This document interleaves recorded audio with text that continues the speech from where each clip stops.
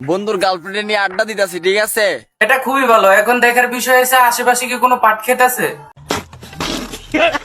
আজেরে ক্যাচাল করবি না, কমেন্টে ঝামেলা করবি না, কয়ে দিলাম আইডি খাইয়া দিম। আইডি খাবি কেন? যেটারে খাইতে গেছে তোইটা রেখা। বুঝলে বুঝপাতা না বুঝলে কমির পোলা যাও অনেক কথা, বুঝছ না ব্যাপারটা? পেপার বুঝি নাই, কিন্তু তুই যে ছেড়ে দিছ ছেড়ের কারণে হয়তো বাংলার মানুষ প্যান ভিজাই ফেলছে।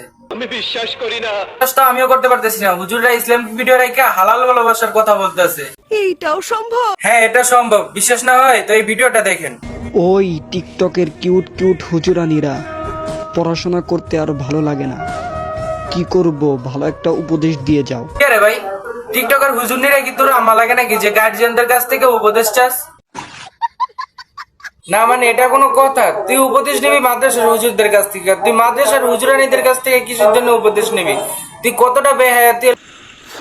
মাদ্রাসার ছাত্র ছাত্রীরা বাঘের মতো চলে না, সিংহের মতো চলে। তোর কথা শুনে প্রচুর ভয় পাইছি, এমনকি আমার সাথে পুরো বাংলাদেশের মানুষও ভয় পাইছে। আর তোর মাথায় যে গোবর আছে তা বুঝতে আর বাকি নাই।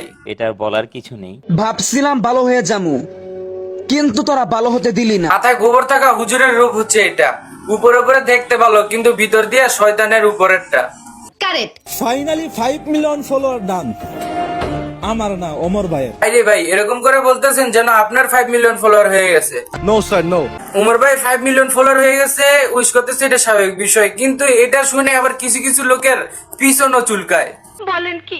আপনার পিছনে একটা পিকচার লাগিয়ে বলেন কি আমার অমুক ভাই 7 মিলিয়ন ফলোয়ার ডান, আমার অমুক ভাই 10 মিলিয়ন ফলোয়ার ডান। ইসলামের শেহজাদা, আপনারা ইসলাম কিভাবে করবেন আমরা আপনাদের কাছ থেকে শিখবো। ওরে আইছে আমার শিক্ষণীয় লোকটা।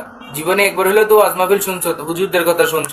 তোর কথাবার্তা আচার ব্যবহার দেখে তো বোঝা যায় তুই জীবনে কি শিখছ। ঠিক বলেছেন, আপনার বুদ্ধি ভালো। ধমকি কারে দো ভাইয়া?